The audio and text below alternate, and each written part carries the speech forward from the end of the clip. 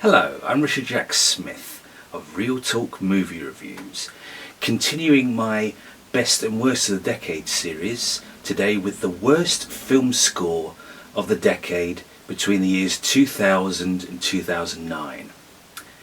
Now, believe it or not, I once paid good money for the soundtrack of Michael Clayton by James Newton Howard, yet quickly realising that this was lazy, unimaginative stuff, even though Howard went on to get an Oscar nomination that had more to do with the fact that Michael Clayton was nominated for Best Picture than any merits in the music. Indeed, this very artificial sounding score, mostly electronics, feels untouched by human hands. There's a degree of missing empathy, I would say, throughout this experience. Everything felt uninspired, from the blurry close-up of George Clooney on the cover to the sparse piano which closes out $25 worth. Indeed, Howard has had quite a big career with adventure movies such as Waterworld, even the virus outbreak film Outbreak with Morgan Freeman contains some brilliant stuff from him, but this, I mean, even just some strings and a contrabassoon would have, if they wanted to keep it subdued and very much under the surface.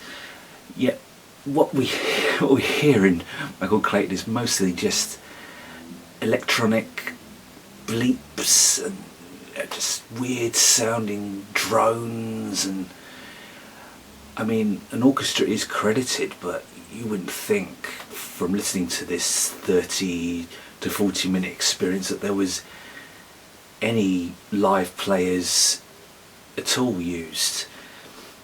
Its inclusion in Best Original Score alongside Marco Beltrami's 3:10 to Yuma, a score I did not like, but Michael Giacchino's Ratatouille, which was the best of the bunch, was really telling, I think, of where the Academy's taste that was for that year.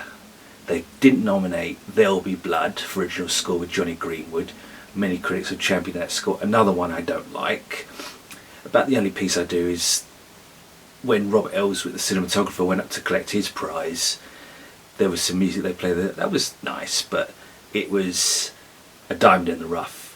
But getting back to Michael Clayton, the problem was just everything was missing. Everything that makes a score good, great, memorable, not here.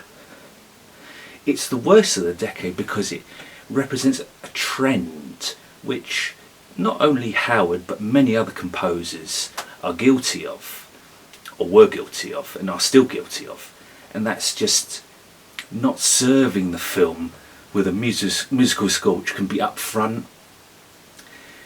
I mean, a lot of people do believe that an original score is merely background wallpaper, and they're entitled to believe that, but to quote Ridley Scott, I am conscious of a good score, but I'm very conscious of a bad one. Michael Clayton, very bad. I am Richard Jack Smith, thank you for watching, and I will see you next time.